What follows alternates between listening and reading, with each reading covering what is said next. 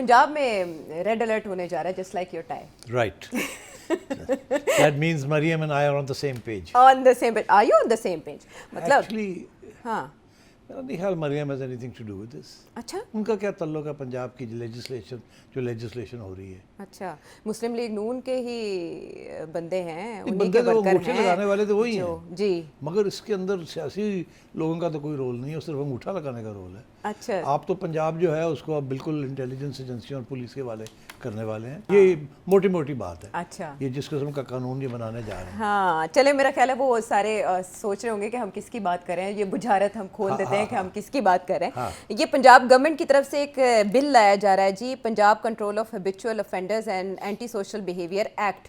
आज के दिन यानी कहा जा रहा था कि इसको मंजूर करा लिया जाएगा पंजाब असेंबली से, और ये बिल्कुल उसी बिल की तरह जिस पे आप पहले तनकीद कर चुके हैं, कमेटी से ये निकल चुका है. लेकिन ये कानून कब बनता है इसके ऊपर अभी सवालिया निशान है. सेठी साहब, तो वो जो सवाल मैंने आपको तब किया था टेलीकॉम बिल के बारे में पूछते हुए कि आपको कैसा लगेगा कि ऑल ऑफ अ सडन आपका बैंक अकाउंट फ्रीज कर दिया जाए, आपका मोबाइल, आपकी प्रॉपर्टी जब्त कर ली जाए, आपकी एग्जिस्टेंस ऑनलाइन कैंसिल कर दी जाए और फिर उसके बाद आपकी ऑनलाइन मॉनिटरिंग भी हो, इलेक्ट्रॉनिक मॉनिटरिंग भी हो. कैसा लगेगा आपको?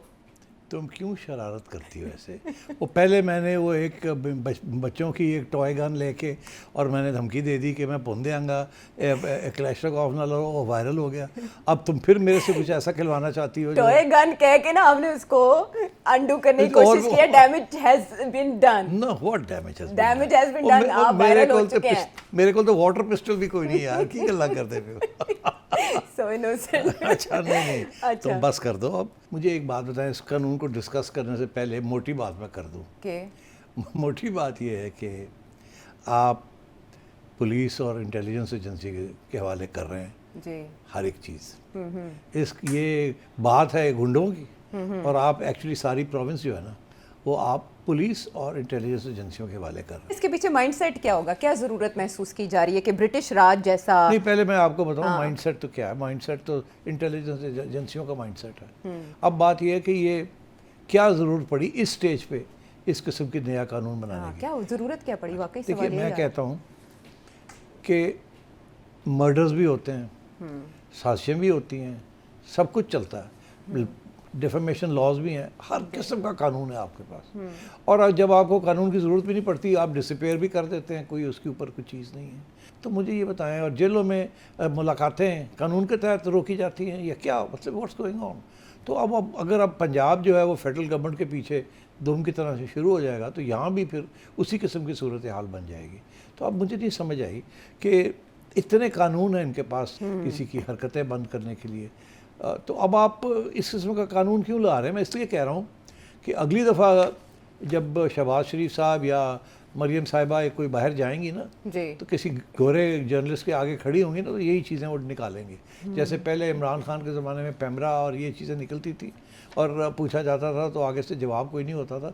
तो ये जो कानून बनाने जा रहे हैं, जैसे वो टेलीकॉम्स का कानून है या ये कानून है, इसमें भी उसी किस्म की हरकतें हैं. एक मर्डर जब होता है तो मर्डरर को गिरफ़्तार करके तफ्तीशें होती हैं, फिर कानून चलता है, फिर ये होता है, फिर वो होता है. मगर किसी स्टेज पे भी जब तक वो गिल्टी ना हो जाए आप उसके बैंक अकाउंट नहीं सीज़ करते, उसकी प्रॉपर्टी नहीं लेते, कुछ भी नहीं करते. यहाँ तो ये है कि जिस दिन इंटेलिजेंस कमेटी ने ये फ़ैसला किया कि जी आयशा जो है वो अब्यूज़ कर रही है, किसी को गाली गलौज दे रही है, तो खैर आयशा तो कभी गाली गलौज नहीं देगी. मगर अगर उन्होंने ये कह दिया कि जी वो गाली गलौज देगी, आपको बिफोर यू कैन प्रूव कि मैंने तो गाली कोई नहीं दी थी, मैंने तो सिर्फ इसी कह दिया था, वो तो पंजाबी में चलता है, तो उसको पकड़ के ले जाएंगे आपको, because they don't like your face और दे डोंट लाइक कि आप इस किस्म के मुश्किल सवाल मुझे क्यों पूछती हैं. प्रोवोकेटिव सवाल जिसके प्रोवोकेटिव जवाब मिलते हैं, फिर सारे तकलीफ में आते हैं. तो आप भी ज़रा सा हाथ हौली रखा करें ना. अब आप जब मुझे ये सवाल पूछेंगे तो मैं फिर वही जवाब दूंगा जो मैंने देना है. अगर नहीं पूछेंगे तो जवाब ही नहीं मिलेगा, तो अल्लाह खैर चला. तो अब बात ये है कि ये क्यों ये कानून किया जा रहा है, क्यों किया जा रहा है? बताएं, किसे पाबंद करना है? किसका रवैया ऐसा है कि अंग्रेज़ दौर की याद आ रही है? अंग्रेज़ दौर ने तो पीछे छोड़ गए ना, उन्होंने अंग्रेज़ दौर तक गरीब हो बेचारे, कुछ भी नहीं थी जो है वे. अच्छा, इसमें कहते क्या है? कहते हैं जी कि एंटी सोशल बिहेवियर. हाँ, एंटी सोशल बिहेवियर क्या है? बहुत सी चीज़ें हैं जी एंटी सोशल, मगर ये जो अब्यूसिव लैंग्वेज भी है उसके अंदर, क्या आप थोड़ी गाली गलौज करेंगे या किसी बंदे को अनोइंग पर्सन किसी को नाराज़ कर देंगे तो वो भी आपके खाते में आ जाएगा. और अगर मिस इन्फॉर्मेशन हो गई, हम कोई बात इस कानून के बारे में जब हम डिस्कस कर रहे हैं, इसमें कोई शायद हम मिसअंडरस्टैंड कर जाएं और कोई मिस इन्फॉर्मेशन दे दें इसके बारे में, तो वो भी पढ़ के ले जाएंगे सानू अंडर दिस एक्ट। अच्छा। और जब पकड़ के ले जाएंगे तो then you are finished. In the meanwhile आपकी प्रॉपर्टी, आपके बैंक अकाउंट, वो सारा कुछ ही ले लू के भाग जाएंगे, तो आपके पास रह ही कुछ नहीं जाएगा। बाद में पता चलेगा, हो सकता है 6 माह के बाद जब यहाँ से सजाएं वाएँ हो जाएं, तो उसके बाद आप अदालतों में घूमेंगे, तो फिर वहाँ शायद 2 साल के बाद आपको कहा जाए कि नहीं नहीं आपने तो कोई ऐसा काम नहीं किया था जो कि, तो ये मतलब है कि व्हाट इज गोइंग ऑन। तो ये this is terrible, absolutely terrible. इसमें एक और भी बड़ी इंटरेस्टिंग चीज़ कर दी उन्होंने, हमें इंसानों को जानवरों के साथ मिला दिया है। वो कहते हैं कि किसी जानवर के साथ भी आप ज्यादती करेंगे तो तुहानू फिर भी इंटेलिजेंस कमेटी, 3 लेवल की इंटेलिजेंस कमेटीज हैं, एक डिस्ट्रिक्ट की है, फिर डिवीजन की है और फिर प्रोविंशियल। तो सारा माहौल जो है पंजाब का, वो अब ये इंटेलिजेंस कमेटी जो है जिसमें पुलिस के सीनियर अफसर और एजेंसी के सीनियर अफसर बैठेंगे, मिल के फैसला करेंगे, मिल के फैसला करेंगे। अल्लाह दा खैर सला, ना तुसी हो ते ना असी हैं ते ना कोई MNA वे ते ना कोई MP वे, अल्लाह दा खैर सला। सारा कुछ ही साइड दे एक नया दौर पैरेलल सिस्टम एक चलेगा, शुरू हो जाएगा, जिसको जिन्होंने पढ़ना है, जिन्होंने नहीं पढ़ना, जिन्होंने तकलीफ देनी है, शुरू हो जाएगी। ये व्हाट्स गोइंग ऑन, ये कैसे ये पंजाब असेंबली ऐसा एक्ट पास कर सकती है? अपने पाँव पे कुल्हाड़ियाँ मारने जा रहे हैं ये लोग। इतने इनको तकलीफ हो रही है कि जी जो हुक्म आता है वही हमने करना है। तो मुझे तो कोई इतराज़ नहीं है, ख़त्म करें इन असेंबलियों को, let's get on with life. ठीक है जी, क्लैशर का मैं ना कटा तुसी कट गए, आ जाओ और फारग कर दो सारा। क्या है यार ये, व्हाट इज दिस नॉनसेंस? और ये मैं आपको बताऊँ, सब कानून अवेलेबल है इनके पास। किसी को साइलेंस करना हो, किसी डेमोन्स्ट्रेशन को रोकना हो, कुछ भी करना हो, रियासत कर सकती है, कोई चैलेंज नहीं है आजकल। तो अब मतलब मुझे ये बताएं इस कानून की ज़रूरत क्या है? अब PTI वाले कहते हैं कि जी ये तो हमारे लिए बनाया गया। अच्छा, क्योंकि सबसे ज़्यादा गाली गलौज PTI वाले करते हैं।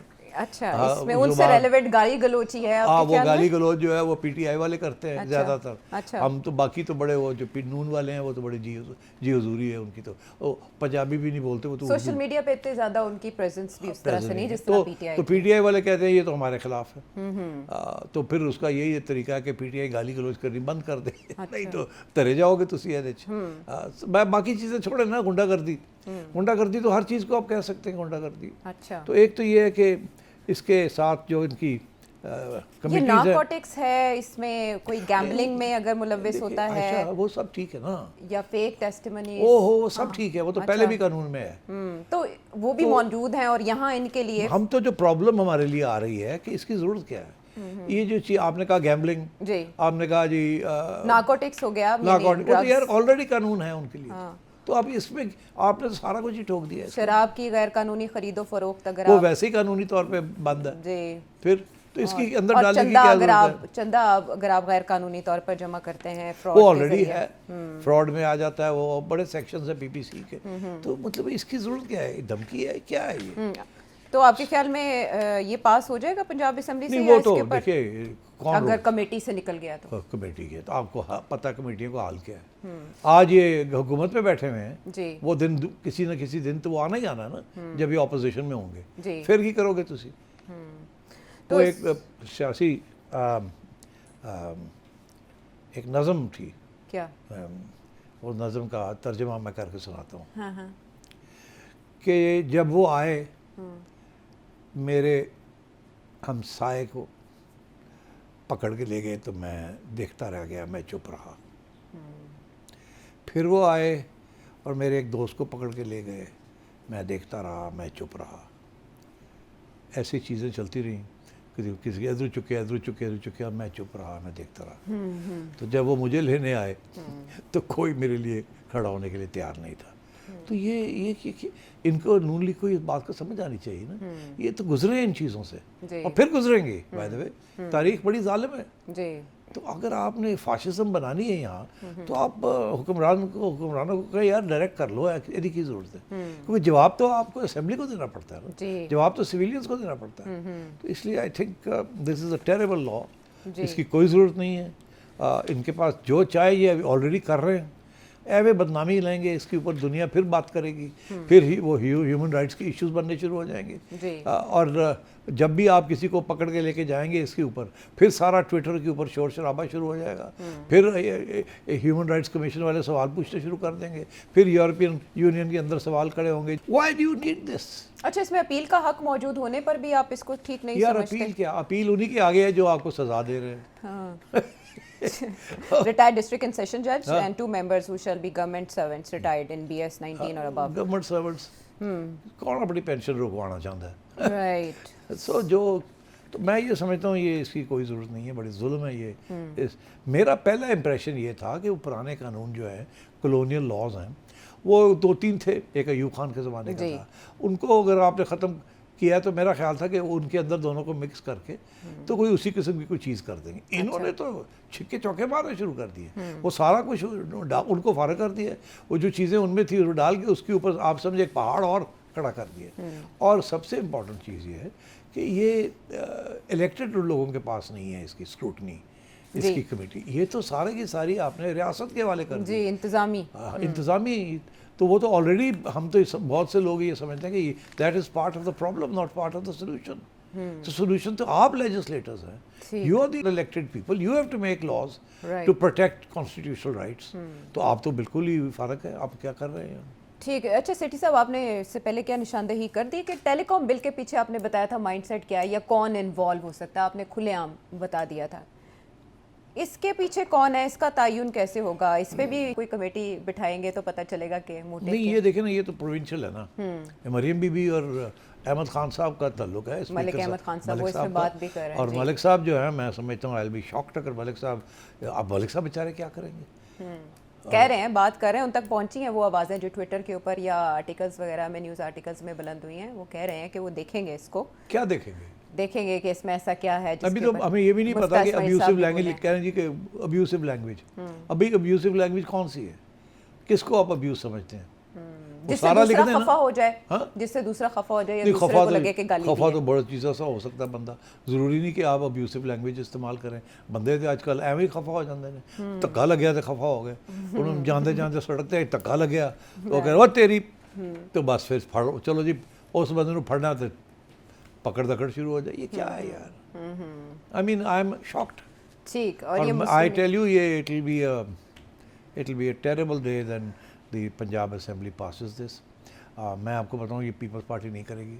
अच्छा, पीपल्स पार्टी जो है ना, देखिए ना, यही चीज़ें होती हैं, नून लीग कर जाएगी अगर करने पड़े। ये इन्होंने पंजाब में क्यों किया है? अब सवाल ये है क्यों किया है? पंजाब में ही शोरिश ज़्यादा रही है और पंजाब में एक सियासी जमात का बड़ा जोर है जी, और उस समाज सियासी जमात को फारग नहीं अभी तक नहीं हुई, वो सीधी सी बात है। और डर ये लग रहा है कि आगे लोकल बॉडी इलेक्शन भी करने पड़ेंगे जी, और ये भी करना पड़ेगा, वो भी करना पड़ेगा। ठीक, इसके पीछे मोटिव आपको ये तो ये बिल्कुल यही मोटिव है, और क्या हो सकता है। एंटी सोशल बिहेवियर भी इसमें स्पेशली मेंशन किया गया, वो भी। और देखिए सबसे ज़्यादा इल्ज़ाम तो पीटीआई पे लगता है ना, एंटी सोशल बिहेवियर। ठीक, मैं कहता हूँ इसमें एक चीज़ मिसिंग है। क्या? इसमें इसकी एक्सटेंशन जो है ना, वो यूके और यूएसए और दुबई तक करनी चाहिए, कि जो पाकिस्तानी वहाँ भी बैठ के अब्यूसिव बिहेवियर करते और भी फाड़ लाऊंगे, और इसको अमेंड करें, थोड़ा सा और तकड़ा करें इसको, कि वो भी डाल दें कि जी this applies to PTI and all other सियासी जमातें एंड पीपल जो लंदन में हैं, जो तंग करते हैं और गाली गलौज करते हैं, और जब आप शॉपिंग करने जाएँ तो पीटीआई वाले आपके पीछे पड़ जाते हैं, नारेबाजी करते हैं। यहाँ तो ये हाल है। तो ये फिर पीटीआई ओरिएंटेड है, आपका ख्याल है? नहीं, मेरा ऐसा कोई ख्याल नहीं है, इसमें ऐसा कोई मेंशन भी नहीं है, लेकिन आप चाहते हैं कि खुलकर सामने आया जाए और बताया जाए कि इसका टारगेट क्या है। नहीं, खुल के कैसे आएगा, वो सबको ही खाता लिया जाएगा ना। सो मैं तो ये समझता हूँ कि ये it's not just PTI, it is all critical comment. और आजकल आपको पता ही है जो हालात है। ठीक है, इस नौइयत के बिल्स आ रहे हैं जिनके ऊपर वसी पैमाने पर एतराज़ किया जा सकता है, और ज़ाहिर है इससे सियासी जमातों को जो कि अवामी नुमाइंदा होती हैं उनकी साख को इन द लॉन्ग रन नुकसान पहुंच सकता है, और in the short run as well. But अब इस बात की किसे परवाह है। अब आगे बढ़ते हैं सेठी साहब, और आलमी हालात के तनाजुर में दाखिली मामलात की बात कर लेते हैं। जब भी हम डिस्कस करते थे आलमी मामलात के दुनिया भर में ये चल रहा है, तो आप तवज्जो दिलाते थे कि हमें डोमेस्टिकली भी कुछ चीज़ें देखनी होंगी, कुछ ख़तरात ऐसे हैं जो हमारे मुल्क के अंदर मंडला रहे हैं, और ऐसे में पाकिस्तान जो एक अरसे से दहशतगर्दी के खिलाफ जंग लड़ रहा है और सह रहा है इसके हमले, वाक़यात मुख्तलिफ तवातर से होते रहते हैं और हमारी फोर्सेस का ऑपरेशन भी जारी है। अभी हाल ही में जो वाक़या कराची में हुआ, एक अटैक जिसने सबको चौंका के रख दिया और इसकी ज़िम्मेदारी भी जमातुल अहरार ने कबूल कर ली है, इससे बहुत पहले सेठी साहब ने क्या प्रेडिक्ट किया था जब एक अटैक हुआ था?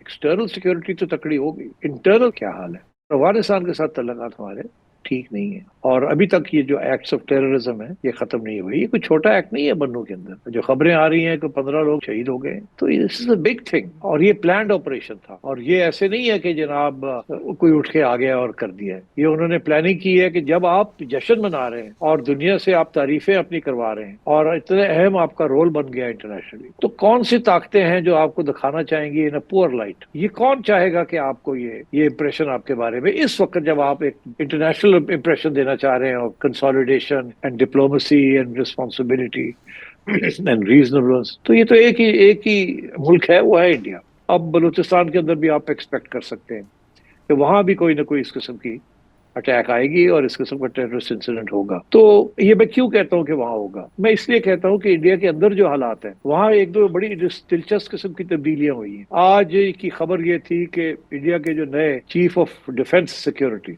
CDS जो उनका है जी, वहां उन्होंने एक नए रिटायर्ड लेफ्टिनेंट जनरल को लगाया। सर्विंग लेफ्टिनेंट जनरल को नहीं लगाया, रिटायरमेंट से एक जनरल को उठा के लेके आए और उसको लगाया। और वो कौन है? वो साहब है जिन्होंने कश्मीर के अंदर और पाकिस्तान फ्रंट के अंदर सर्व किया, और सर्विंग के बाद वो इंडिया के national security adviser Ajit Doval के दफ्तर में काम करते रहे। तो ये अजीत डोवल साहब ने उनको अपने बंदे को निकाल के और फिर अब head of security and defence लगवा दिया है। ये बड़ी इंटरेस्टिंग डेवलपमेंट है, बिकॉज इससे ये मतलब है कि अजीत डोवल साहब की जो डॉक्ट्रिन है ऑफेंसिव डिफेंस की, वो फुल फ्लैश चलेगी। पाकिस्तान के खिलाफ कार्रवाई इस किस्म की चलती रहेगी और पूरी कोशिश होगी कि उसको कमज़ोर किया जाए पाकिस्तान को। आप इंडिया को रूल आउट ना करें। इस वक्त इंडिया बिल्कुल नहीं चाहेगा कि पाकिस्तान का रोल को कोई अहमियत मिले, और इंडिया की पूरी कोशिश होगी दोवल डॉक्ट्रिन के तहत कि पाकिस्तान को डिरेल किया जाए, कमज़ोर किया जाए। सेठी साहब, ये आपकी प्रेडिक्शन थी कि बलूचिस्तान और ज़ाहिर है हब और फिर हब से कराची ये अटैक्स हो सकते हैं, और कराची में अटैक हो गया। बलूचिस्तान में भी सिक्योरिटी फोर्सेस की कार्रवाइयों में 8 दहशतगर्द मारे गए फितनतुल हिंदुस्तान के। कल मैंने आपसे ट्रैक 2 की बात की, बैकडोर चैनल की बात की, तो वहाँ तो आपने बताया कि क्या हो रहा है, तो उसके साथ साथ ये पैरेलल ऐसी कोशिशें क्यों की जा रही? नहीं, देखिए इसीलिए की जा रही हैं क्योंकि टेररिज्म वहाँ से अफ़गानिस्तान से एक्सपोर्ट हो रही है इंडिया के कहने के ऊपर और सप्लाई लाइंस खोलने के ऊपर। तो इंडिया, और हम हर जगह पे यही कह रहे हैं कि जी इंडिया करा रहा है, इंडिया करा रहा है। तो इंडिया अपने बारे में जो ये इम्प्रेशन जो अब क्रिएट हो रहा है हकीकत के ऊपर जो मबनी है, इंडिया वहाँ बताना ये चाह रहा है कि हम तो अमन चाहते हैं, हम तो ये इस किस्म की प्रपोजल्स फ्लोट कर रहे हैं कि इंडस वाटर्स हम नहीं कुछ करते, आप जहाज़ खोल दें, पीपल टू पीपल खोल दें, ये कर दें वो। तो एक ये काउंटर, ये प्रोपेगेंडा है जो इंडिया के अंदर। और ये जो सारी जो है जी कि ट्रैक 2 के ऊपर ये बात हुई जो कि हुई नहीं, जो कि किसी उसकी कोई अहमियत नहीं है। जो ट्रैक 2 का जो जो जो इंडिया चला रहे हैं। आज तो हमारे फॉरेन ऑफिस ने भी कह दिया, कल मैंने कहा था इस नॉनसेंस, कोई बातचीत नहीं चल रही, कोई ऐसी चीज़ नहीं है। और वहाँ वीलॉग्स किए जा रहे हैं कि जी बहुत इंपॉर्टेंट डेवलपमेंट है इंडिया की तरफ से, ये वो, अब देखना है पाकिस्तान क्या करता है क्या नहीं करता। This is all A propaganda. एक माहौल, एक डायलॉग, एक बनाया जा रहा है जस्टिफिकेशन कि ये जो चीज़ें कर रहे हैं यहाँ, और ये मैं आपसे कह रहा हूँ इसको रोकेंगे नहीं वो। This is height of provocation, वो करते चले जाएंगे और उधर से ये इम्प्रेशन देंगे कि वी वांट पीस, हम तो नॉर्मलाइज भी करना चाहते हैं। और इसीलिए ये भी कहा जा रहा है कि ये ट्रैक 2 है उसके अंदर कश्मीर डिस्कस ही नहीं किया। हाँ, ये कल मैंने आपको जो बताया उसमें कश्मीर का इशू नहीं था। वो कहते हैं कश्मीर को आउट कर दिया पाकिस्तानियों ने भी और इंडियंस ने भी जी। तो कैसे हो सकता है कि पाकिस्तानी कश्मीर को आउट कर दें? तो ये सारा एक पूरी कैंपेन चल रही है, एक बयानिया बन रहा है कि दुनिया को बताने के लिए कि हम पुरअमन रहना चाहते हैं और ये पाकिस्तानी जो है ना ये गड़बड़ करते हैं, और फिर ये जो है इनके अपने मसाइल हैं अफगानिस्तान में और हमारे ऊपर डाल रहे हैं। और देखिए ना, यहाँ हमारे आज़ाद कश्मीर में कुछ छोटी मोटी कुछ एहतजाज वगैरह हुए तो इंडियन चैनल्स ठा करके आ गए कि जैसे कि कुछ सेसेशन मूवमेंट शुरू हो गई है और जैसे कि पता नहीं वहाँ क्या हो रहा है। तो ये this is all planned thing by Doval साहब, रॉ कर रही है ये। So I think we should keep this in mind कि इंडिया की तरफ से कोई भी अगर प्रपोजल आती है वाया अनऑफिशियल चैनल्स, उसको बिल्कुल नहीं घास डालना चाहिए. It will be part of a propaganda war. और वज़ीर आज़म का ये कहना कि पाकिस्तान अंदरूनी और बैरूनी सिक्योरिटी चैलेंजेस से नबर्द आजमा है. जब हमें पता है कि एक मुल्क ऐसा बैठा है और वो इस नौयत की कार्रवाइयाँ कर सकता है, तो फिर हमारे इकदाम क्या होने चाहिए? क्या हमें इससे पुल आउट कर लेना चाहिए इस नौयत की मीटिंग्स में बैठने से, जो ट्रैक 2 की बात हो रही है, जिसको हिंदुस्तान टाइम्स अपने रंग से पेश कर रहा है? That's a good question. ये गवर्नमेंट को सोचना चाहिए वेदर ये ट्रैक 2 चलाना चाहते हैं कि नहीं. अगर ये गवर्नमेंट ये कहती है कि ट्रैक 2 भी नहीं, ये हमारे लोग जाते हैं इनको रोक देते हैं, हाँ. तो फिर एक और इंडिया फिर प्रोपेगेंडा शुरू कर उस देगा. पे नैरेटिव बना उस पे लेगा. नैरेटिव बनाएगा कि देखें हम तो टेबल पे आ रहे हैं. कॉन्फ्लिक्ट रेजोल्यूशन में डायरेक्ट भी करना चाहते हैं, इनडायरेक्ट भी करना चाहते हैं, और ये देखें ये बात ही नहीं करना चाहते. इसका मतलब है they are the ones who are war mongers. ये जंग चाहते हैं, ये फसाद चाहते हैं, और इन्होंने हमारे कश्मीर में भी किया है. और एक आध फिर हो सकता है एक फॉल्स फ्लैग कर दें या अपने बयानियों को मजबूत करने के लिए. तो दिस इज़ इंडिया किसी सूरत में भी under Narendra Modi and BJP आपके साथ अमन नहीं चाहेगा. अब ऑल द मोर बिकॉज अब उन्होंने यूएई और इजराइल के साथ इकट्ठ कर लिया है. और आपको पता ही है इजराइल का क्या मौक़िफ़ है. यूएई का तो नहीं है वो मौक़िफ़, मगर एक पूरा एक स्ट्रेटिजिक अलायंस बन रहा है वहाँ. और इजराइल फुल फ्लेज्ड अब आ गया है हिंदुस्तान के. तो इसका भी मैंने कल डिस्कस किया. जी.